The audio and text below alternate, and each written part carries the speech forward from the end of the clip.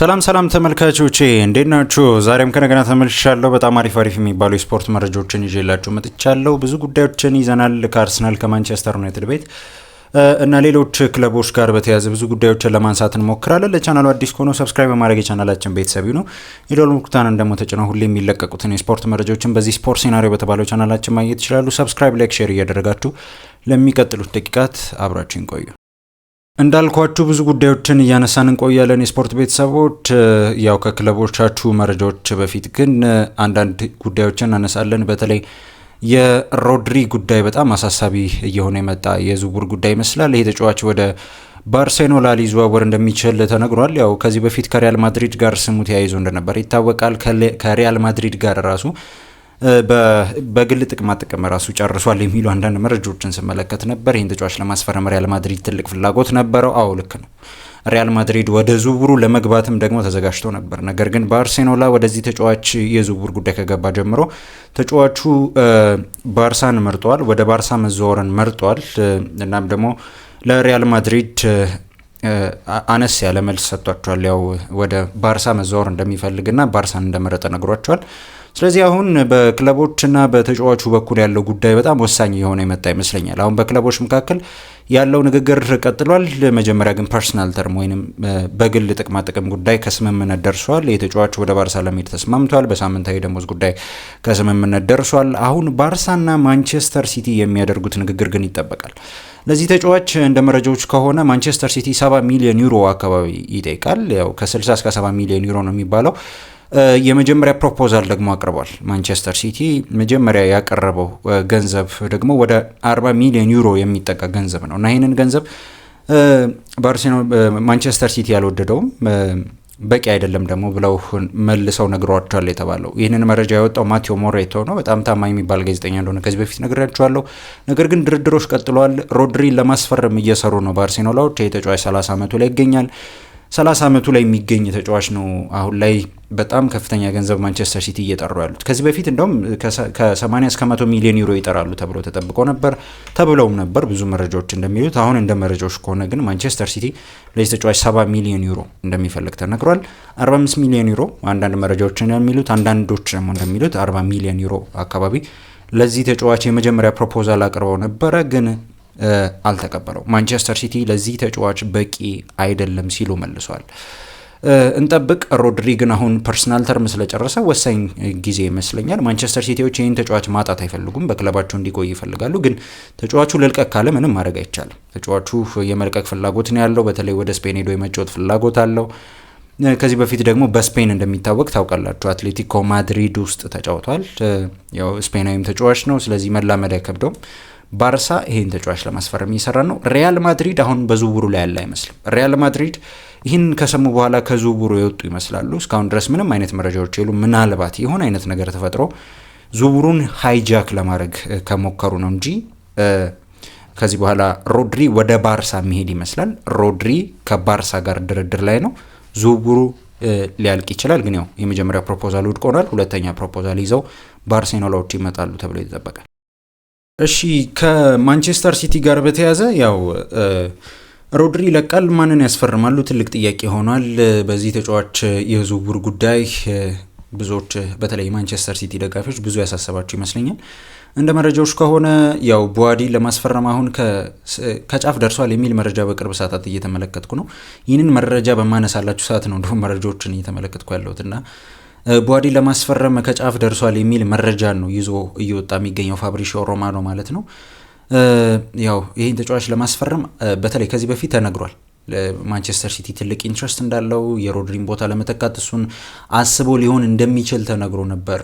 እንደውም ስለ ጉዳዩ በደንብ ላንሳላቸው። አዩ ቡዋዲ ከማንቸስተር ሲቲ ጋር የሚደረገውን ድርድር ወደ መጨረሻው ደረጃ እየተሻገረ ሲሆን በክለቦች መካከል ከስምምነት ለመድረስ ተቃርቧል። ማንቸስተር ሲቲ ከሊል ጋር የቡዋዲ ጉዳይን ለመስማማት ከስምምነት ለመድረስ ተቃርቧል። በተጫዋቹ በኩል የሚደረገው ውይይት ግን ቀጥሏል የተባለው።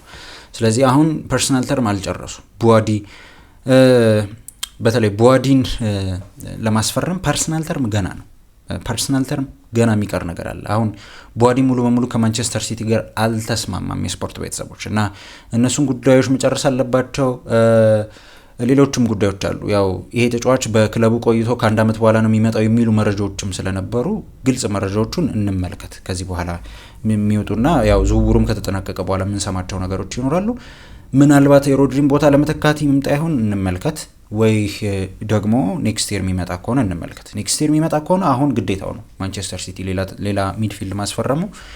ግን ቦዋዲን እንዲሁ በዚህ በክረምት የዝውውር መስኮት ካስፈረመ ግን የሮድሪ ተተኪ አድርጎ አስበውታል ማለት ነው። እንመልከት። አዩ ቦዋዲን ለማስፈረም ግን ማንቸስተር ሲቲ ጠንከር ያለ ንግግር ሲያደርግ ቆይቶ ነበር። አሁን ፋናላይዝ ለማድረግ ለመጨረስ ዝውውርን ተቃርቧል። በተለይ ከክለቡ ጋር ያለው ንግግር ለመጨረስ ተቃርቧል የተባለው። እሺ ብዙ ጉዳዮችን እያነሳን እየቆየን እንገኛለን። አሁንም ቢሆን ከማንቸስተር ሲቲ ቤት አልወጣንም። ማንቸስተር ሲቲዎች አንድ ግብ ጠባቂ ለማስፈረም የተቃረቡ ይመስላሉ።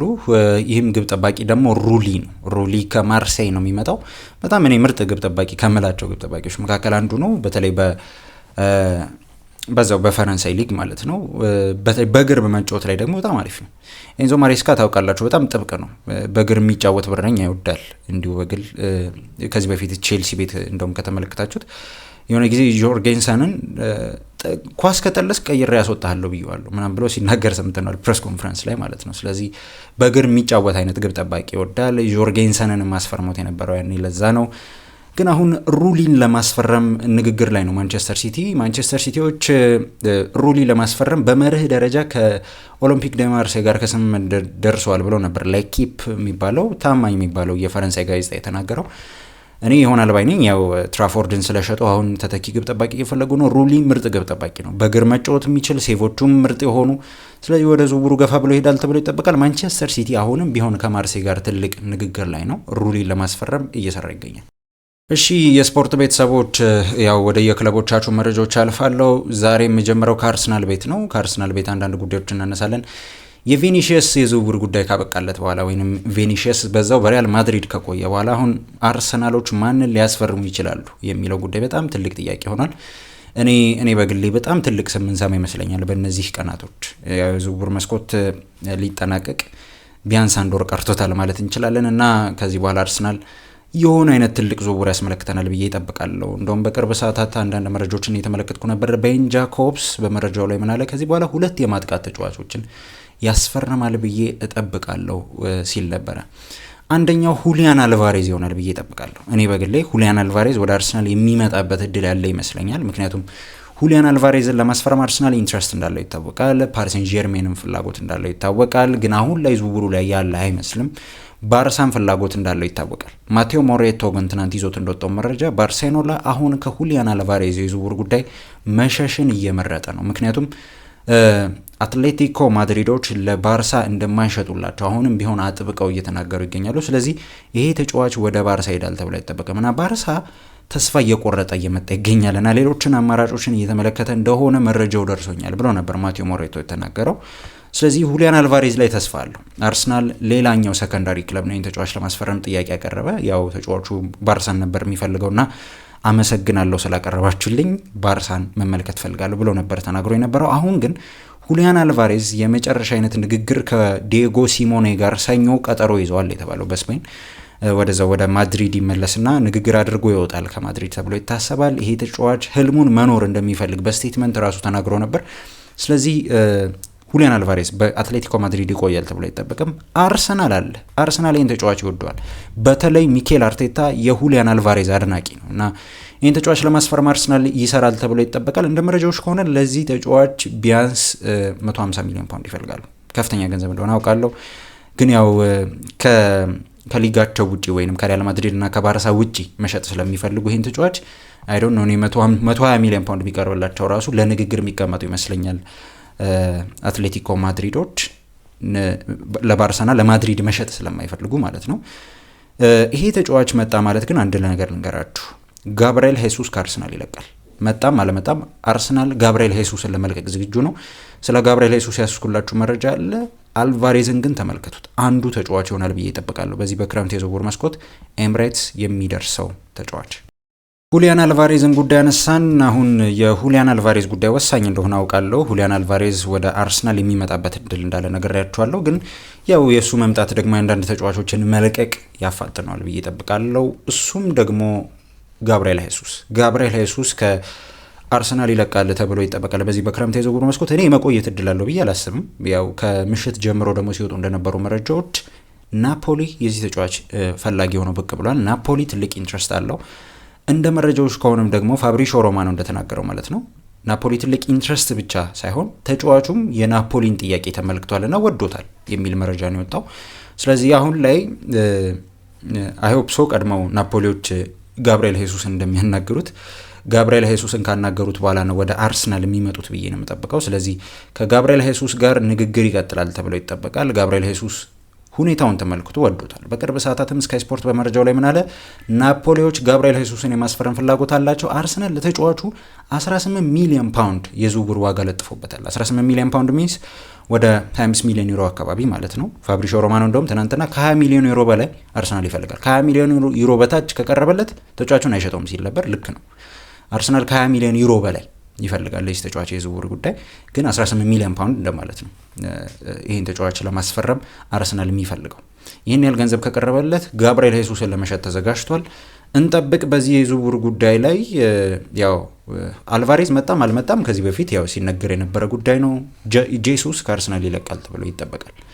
ምክንያቱም በአርሰናል ያሳየው እድገትና የጉዳት ጉዳዮች በአርሰናል ቤት በተለይ የተጠበቀውን ያክል ያገለገለ ተጫዋች አይደለም። ብዙ የጉዳት ጊዜያቶች ነበሩት። የመጣበት አመት የሆኑ ግማሽ አመታት ምናምን በጣም አሪፍ ነበረ፣ ግን እዛ በኋላ ከዓለም ዋንጫው ጉዳት በኋላ በጣም ከባድ ጉዳት ደረሰበት። ከዛ በኋላ ተደጋጋሚ ጉዳቶችና ሰርጀሪዎች ሲደራረቡ ደግሞ ጋብርኤል ሄሱስ የእግር ኳስ ህይወት ላይ ችግር ያመጣ ይመስለኛል። ጥሩ ተጫዋች ነው፣ እንደ እውነቱ በጣም ጥሩ ተጫዋች ነው ብዬ ነው ማስበው። ግን አሁን ላይ ስትመለከቱት የሆነ ያህል መጉደሎች ትመለከታላችሁ። ጋብርኤል ሄሱስ ፕራይሙ ላይ የነበረው ሲቲ ላይ የነበረው አይነት ጋብርኤል ሄሱስ አይደለም፣ ወይም አርሰናል ቤት ሲመጣ የነበረው አይነት ጋብርኤል ሄሱስ አይደለም ስትመለከቱት። እና ይህን ተጫዋች ለማስፈረም ናፖሊዎች ተዘጋጅቷል። ሌሎችም የሳውዲ ክለቦች አሉ፣ ግን ትልቅ ኢንትረስት ያለው ናፖሊ ነው። ወደ ዝውውሩ ገፋ ብሎ ይመጣል ተብሎ ይጠበቃል። እሺ ሌሎች ጉዳዮችን እናነሳለን ከአርሰናል ቤት። በተለይ ከዚህ በኋላ በጣም አሳሳቢና ወሳኝ ጊዜያቶች ይኖራሉ ተብሎ ይጠበቃል በአርሰናል ቤት በየቦታዎች። አሁን አርሰናል ከዚህ በኋላ 2 ወይ 3 ተጫዋቾችን ያስፈርማል ብዬ ይጠበቃለሁ። እኔ በግሌ 3 ተጫዋቾች ሊፈርሙ ይችላሉ።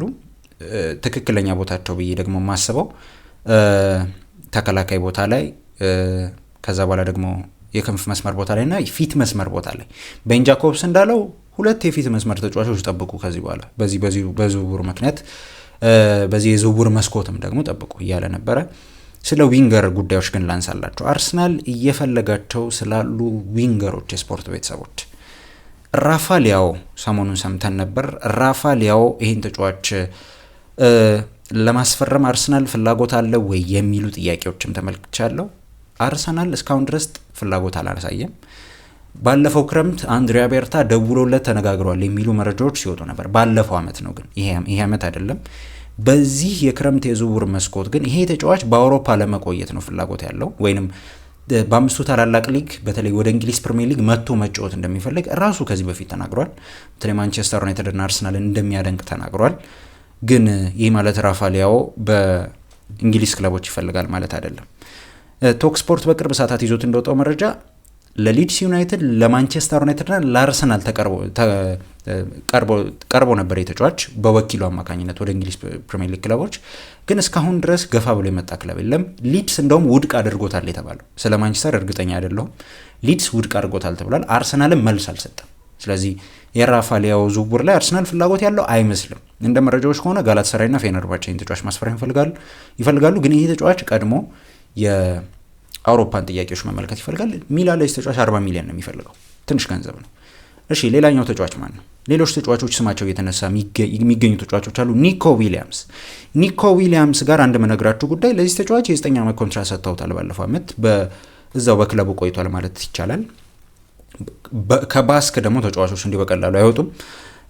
የባርሳን ጥያቄ አትላስ ውድቅ አድርጎ ነው እዛው በአትሌቲክ ቢልባኦ የቆየው።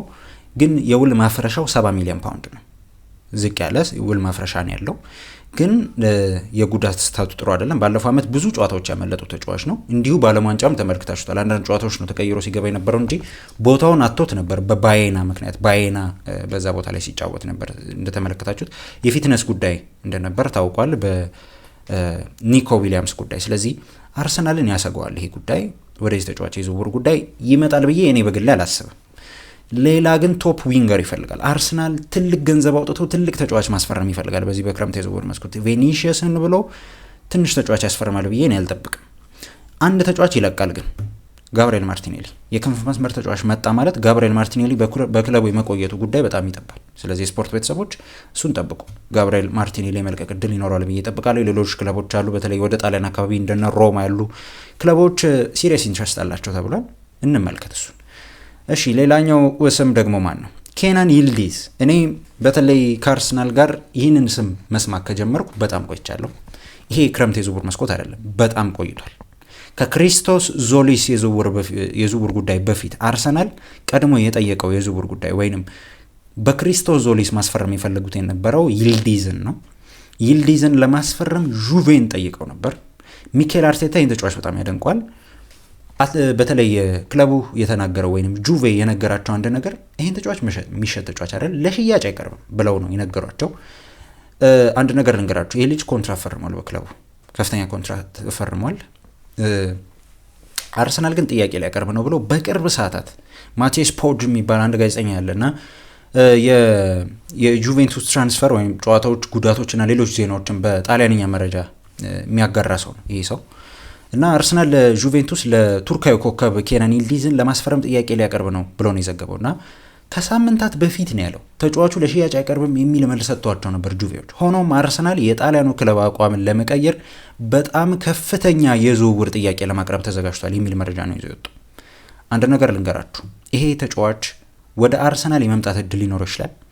አሁን አንድ የምነግራችሁ ነገር በኬናን ይልዲዝ የዝውውር ጉዳይ ጁቬ ያስቀመጠው የሆነ ተመን የለም። ምክንያቱም ተጫዋቹ ይቆያል ተብሎ እየተጠበቀ ስለሆነ የክለባቸው ማይነካ ምርጡ ተጫዋች ስለሆነ ምርጥም ተጫዋች ነው። እኔ በግሌ በጣም የምወደው አይነት ተጫዋች ነው። ድሪብለር ነው።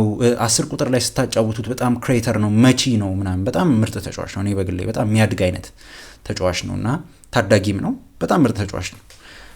ግን የስፖርት ቤተሰቦች ጉዳዩ ላይ ይህንን ዝውውር ያነቃንቀዋል ብዬ የማስበው ክሬዚ መኒ ነው። ቴብል ላይ ክሬዚ መኒ ከቀረበ ጁቬ አሁን ላይ ያለበት የፋይናንስ ጉዳይ ጥሩ ስላልሆነ በዚህ ተጫዋች የዝውውር ጉዳይ ላይ ለድርድር ይቀርባል ብዬ ይጠብቃል። ካልሆነ ግን ሌሎቹ ዊንገሮችን ሊመለከት ይችላል።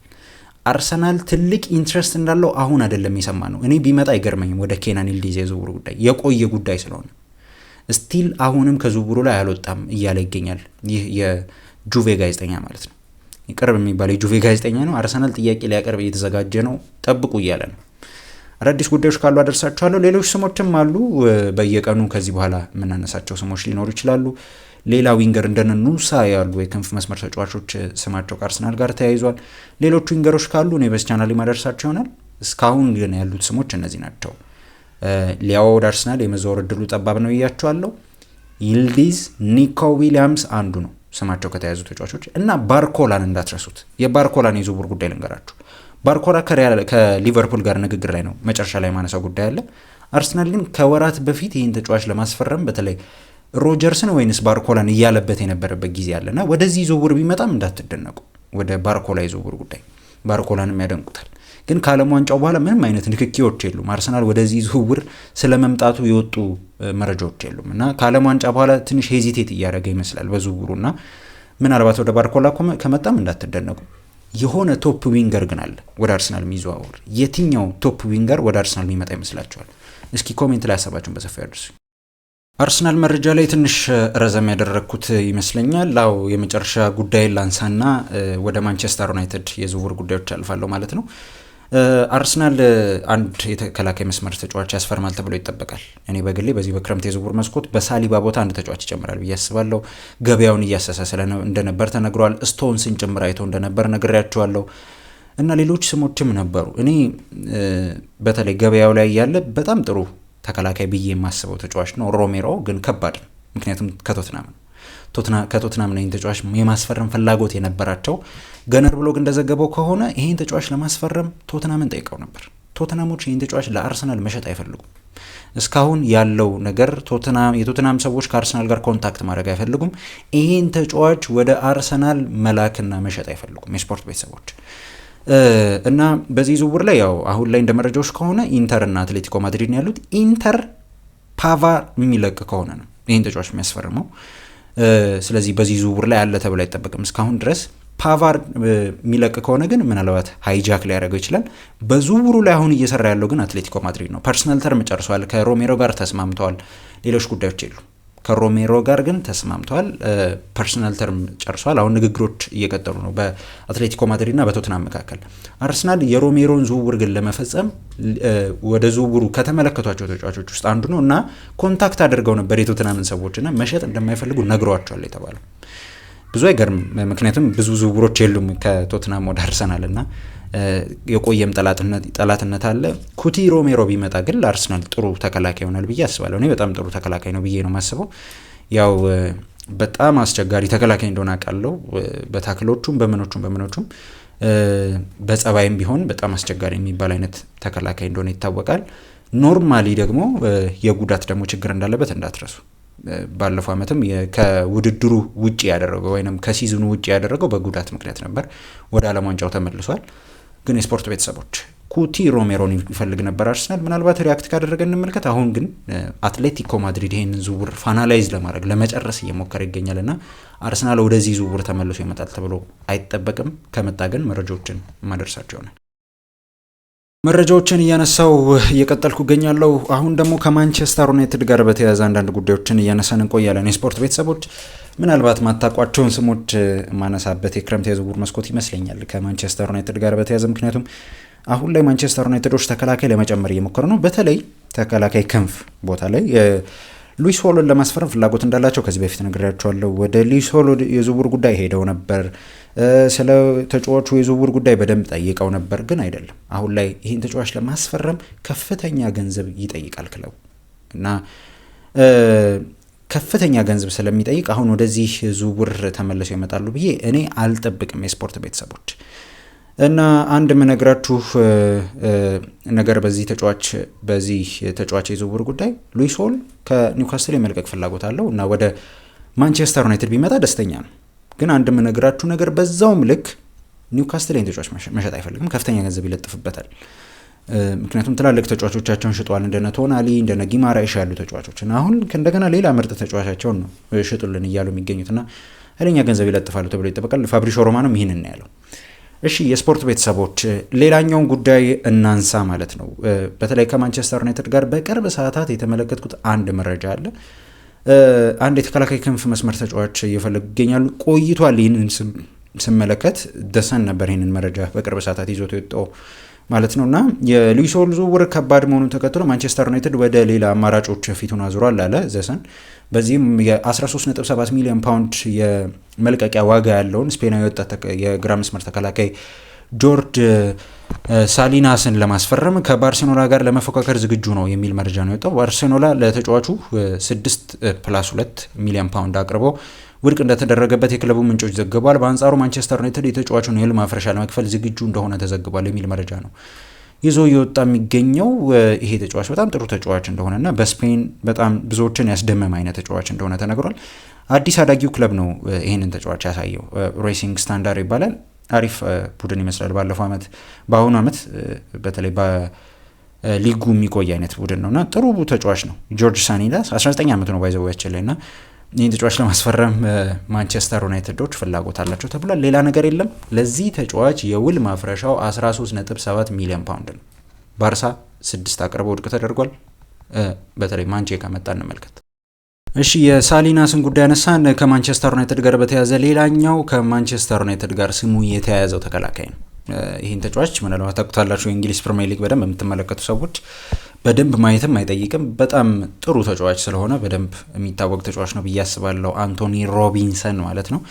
ይህን ተጫዋች ለማስፈረም ማንቸስተር ዩናይትዶች ኢንትረስት አላቸው ብሎ ስታንዳርድ ስፖርት ዘግቧል። ይህን ተጫዋች ለማስፈረም ማንቸስተር ዩናይትዶች ወደ ዝውውሩ ሊሄዱ ይችላሉ ብሎ ነበር ስታንዳርድ ስፖርት በመረጃው ላይ ይዞ የወጣው። እንደውም እንቅስቃሴ ጀምረዋል ነው ያለው። ሮቢንሰንን ለማስፈረም በጣም ጥሩ ተከላካይ ነው ተብሎ ይታሰባል። በተለይ ቦታውን በማስጠበቅ ባለፈው ዓመት ትዝ ካላችሁ ማንቸስተር ሲቲ ይህን ተጫዋች የማስፈረም ፍላጎት እንደነበረው ተነግሮ ነበር። ወደዚህ የዝውውር ጉዳይ ሊገባ እንደሚችል እና ዝውውሩ ላይ እየሰራ እንደነበር ተነግሮ ነበር። በሆነ ምክንያት ግን ይህ ተጫዋች ወደ ማንቸስተር ሲቲ አልተዘዋወረም። አሁን ግን ከክለቡ መልቀቂያ ጊዜው ይመስላል የተባለው ይህን ተጫዋች ለማስፈረም ማንቸስተር ዩናይትዶች ሲሪየስ ኢንትረስት አላቸው ነው የተባለው። አንቶኒ ሮቢንሰን አሜሪካዊ ተጫዋች ነው፣ 28 ዓመቱ ነው። በቅርቡ 29 ዓመት ይሆነዋል። ያው ከእድሜ አንጻር ጥሩ የሚባል እድሜ ላይ ነው ማለት ይከብዳል። ያው ይሄ ተጫዋች ቢመጣ 3 ዓመት ምናምን ቢጫወት 33 ዓመቱ ላይ ነው የሚያበቃው፣ ወይንም 4 ዓመት ምናምን ቢጫወት 33 ዓመቱ ላይ ምናምን ያበቃል። ከእድሜ አንጻር ሌሎች ታዳጊ ተጫዋቾች አሉ። አሁን ቅድም ያነሳውላችሁ ሳሊና 19 ዓመቱ ነው። ይሄ 28 ዓመት ተጫዋች ነው። ልምድ አለው። በፕሪሚየር ሊግ ተጫዋች አለ። ይህ ተጫዋች የሚመጣ ሞርሊ በጣም ይጠቅማቸዋል ማንቸስተር ዩናይትድ። ልምድ አለው። በጣም ጥሩ ተጫዋችም ቢሆን ሳሊናስን ግን ያው የሆነ ያለ ማሳደግ አለበት፣ ጥሩ የሚባል ተከላካይም ቢሆን። የስፖርት ቤተሰቦች ሮቢንሰንን ለማስፈረም ማንቸስተር ዩናይትድ ኢንትረስት አለው። ከኢንትረስትን በዘለለ እንቅስቃሴ ጀምሯል የሚል መረጃ ነው ስታንዳርድ ስፖርት በመረጃው ላይ ይዞት ይወጣል። ከማንቸስተር ዩናይትድ ጋር በተያያዘ የመጨረሻውን ጉዳይ ላንሳላችሁ። ያው በየቀኑ ማለት ይቻላል ጉዳዮችን እያነሳንን ይገኛል። በራሽፎርድ የዝውውር ጉዳይ ላይ ራሽፎርድ ይቆያል ወይ ይለቃል ወይ ተደጋግመው የተለያዩ መረጃዎች እየወጡ ይገኛሉ እና እነሱ መረጃዎች በሰፊው ለማንሳት እየሞከረ እንገኛለን። የስፖርት ቤተሰቦች ሮብ ዳውሰን የሚባለው የኢኤስፒኤን ጋዜጠኛ በቅርብ ሰዓት አንዳንድ መረጃዎችን ይዞ ወጥቶ ነበር። የራሽፎርድና የካሪክ ቅርብ ግንኙነት ማንቸስተር ዩናይትድ የተሻለ ራሽፎርድን ለማየት ተስፋ አድርጓል የተባለው ማርከስ ራሽፎርድና አሰልጣኝ ማይክል ካሪክ እጅግ ጥሩ የሚባልና የተቀራረበ ግንኙነት አላቸው እና ማንቸስተር ዩናይትድ ማርከስ ራሽፎርድን ወደ ቡድኑ የሚመልስ ከሆነ ቀድሞ ከነበረው ብቃት ይልቅ የተሻለ ብቃት ያለውና በስነ ልቦናውም የበሰለ ተጫዋች ሆኖ እንደሚመለስ ተስፋ ጥሏል ብሎ ነበር በቅርብ ሰዓታት ሮብ ዳውሰን በመረጃው ላይ ይዞ የወጣው። ከዛ አንጻር ነው አሁን ይህን ተጫዋች በዚህ በክረምት የዝውውር መስኮት ቀድመው ለመሸጥ ከማሰብ ይልቅ ጉዳዩን በደንብ እየተመለከቱ የሚገኙት እና ራሽፎርድንም አቆይተው በፕሪሲዝን መመልከት የፈለጉት እና በኔክስት ይር ምናልባት በዛ ቦታ ላይ ኩኛ ይሁን ራሽፎርድ አይሮ ነው ኩኛ ይሆናል ብዬ ያስባለሁ ቋሚ ተጫዋች። ከዛ በዘለለ ግን ራሽፎርድ የስኳድ ተጫዋች ይሆናል። በክለብ ውስጥ ትልቅ ቦታ የሚሰጠው ተጫዋች እንደሆነ ይታወቃል። ያው እዛውም ስላደገ ጥሩም ተጫዋች ነው። ያው መጥፎ ተጫዋች አይደለም፣ ምርጥ ተጫዋች እንደነበር እናውቃለን። በማንቸስተር ዩናይትድ ቤት የማይረሱ አይነት ሲዝኖች ያሳለፈ ተጫዋች ነው። አሁን ከአንድ ዓመት የውሰቱ ቆይታ በኋላ ከባርሳ ማለት ነው ይመለሳል። ራሽፎርድ ይቆያል ተብሎ ይጠበቃል። ሁኔታውን እንመልከት። አዳዲስ ጉዳዮች ካሉ ማድረሳቸው ይሆናል። በማይክል ካሪክና በራሽፎርድ መካከል ግን ምንም አይነት ችግር የለም።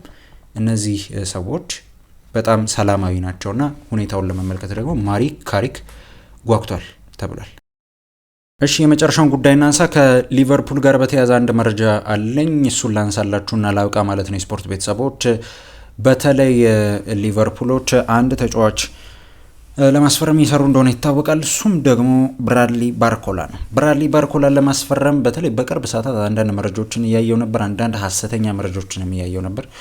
ታማኝ የሚባሉ ጋዜጠኞች ደግሞ እያሉት የነበሩትን ነገር ደግሞ በዛው ልክ ላደርሳችሁ ፈልጋለሁ። ሊቨርፑሎች ባርኮላን ለማስፈረም እስካሁን ድረስ ከስምምነት አልደረሱም። ንግግሮች ቀጥለዋል። እስካሁን ድረስ ሊቨርፑልም ተስፋ አልቆረጠም። ከፍተኛ ገንዘብ ተለጥፎበታል። ስቲል 150 ሚሊዮን ፓውንድ አንዳንድ መረጃዎች እንደሚሉት መጀመሪያ አካባቢ 170 ሚሊዮን ተብሎ ነበር። አይዶን ነው እንደሱ ስለመሆኑ አሁን 150 ሚሊዮን ፓውንድ ተብሏል። በዝውውሩ ላይ ሊቨርፑሎች ዝውውሩ ለመጨረስ እየሰሩ ነው። ከፔዤ ጋር እየተነጋገሩ ነው፣ ግን ከስምምነት አልደረሱም። ሌሎች ነገሮች የሉም። ፐርሰናል ተርም ጨርሷል። ባርኮላ ከሊቨርፑል ጋር ፐርሰናል ተርም ጨርሷል። ስለዚህ የስፖርት ቤተሰቦች አሁን መጠበቅ ያለባችሁ ምንድን ነው? ባርኮላ የባርኮላ ክለብ ፔስጂ ከሊቨርፑል ጋር ከስምምነት እስኪደርስ ነው። እንጠብቅ። ሌሎች ነገሮች ሌሎች መረጃዎች ምናምን ከወጡ ተመልከቱ። እኔ በተለይ በቅርብ ሰዓታት አንዳንድ መረጃዎችን ስላየ ነው። ፋብሪሾም ልክ አይደለም ብሏል። ተስማምቷል የሚሉ መረጃዎች እየተመለከትኩ ነበር፣ ግን አይደለም፣ አልተስማማም፣ ገና ነው። ባርኮላ ከሊቨርፑል ጋር ብቻ ነው የተስማማው። ፔስጂ ከሊቨርፑል ግን አልተስማማም። ተመልካቾቼ የዛሬ መረጃዎቼ እነዚህን ይመስሉ ነበር። አሪፍ የሚባሉ የስፖርት መረጃዎችን ይዤላችሁ መጥቼ ነበር። ብዙ ስሞችን እያነሳን ቆየን። እነ ሮድሪን እነ ቦዋዲ ያሉ ተጫዋቾችን ጉዳይ በሰፊው ለማንሳት ሞክረን ነበር። ለቻናሉ አዲስ ከሆኑ ሰብስክራይብ በማድረግ የቻናላችን ቤተሰብ ይሁኑ። ደወል ምልክቱን ደግሞ ተጭነው ሁሌ የሚለቀቁትን የስፖርት መረጃዎችን በዚህ ስፖርት ቻናል በተባለ ቻናላችን ማግኘት ይችላሉ። ሰብስክራይብ፣ ላይክ፣ ሼር እያደረጋችሁ አብራችሁን ስለቆያችሁ አመሰግናለሁ። በቀጣይ ቪዲዮ ደግሞ እስከምንገናኝ የስፖርት ቤተሰቦች ቸር ሰንብቱ።